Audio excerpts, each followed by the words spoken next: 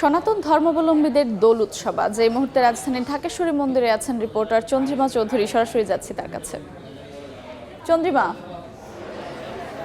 সনাতন ধর্মাবলম্বীদের রঙিন উৎসব দীপাবলি, আজ হচ্ছে হোলি উৎসব এবং আজ কিন্তু রাজধানীর ঢাকেশ্বরী মন্দিরে সবাই সকাল থেকে জড়ো হয়েছেন। এখানে আবিরের রঙে রাঙিয়ে তুলছেন একে অপরকে এবং সকাল থেকেই দেখা গেছে বেশ বর্ণিল পরিবেশ ধারণ করে আছে এই মন্দির প্রাঙ্গণ এবং বিভিন্ন স্থান থেকে দূর দূরান্ত থেকে ভক্তরা ছুটে এসেছেন।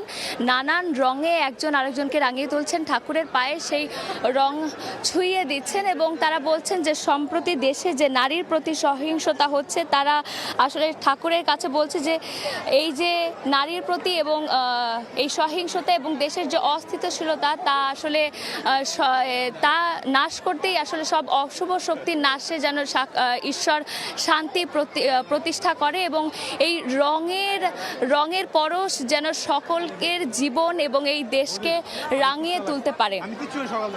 এবং একটু জানিয়ে দিতে চাই যে প্রতি বছরে কিন্তু দোল পূর্ণিমায় সকলে কিন্তু আবির খেলে থাকে এবং বৈষ্ণবদের মতে এই দিন কিন্তু ভগবান শ্রীকৃষ্ণ রাধিকার সাথে এবং অন্যান্য সখীদের সাথে কিন্তু বৃন্দাবনে আবির খেলেছিলেন এবং এই দিনকে কিন্তু প্রেমের এবং শান্তির এবং খুবই মঙ্গল মানা হয় এবং এর জন্যই কিন্তু প্রতি বছর এই দিনটিকে আবিরের রঙে ভক্তরা রাঙিয়ে তোলেন এবং অনেকেই জানাচ্ছিলেন যে সকলে কিন্তু প্রতি বছর এই দিনটার জন্য অপেক্ষা করে এবং বড়রা ছোটদেরকে নিয়ে আসছে, তারাও মা বাবার হাত ধরে এই হোলির উৎসবে মেতে উঠছে। ঠাকুরের পায়ে তারা রং ছুঁয়ে কিন্তু সেই রং আবার একে অপরকে রাঙিয়ে দিচ্ছে এবং তারা বলছিল যে ঈশ্বরের কাছে তারা দেশের মঙ্গল কামনা করছে।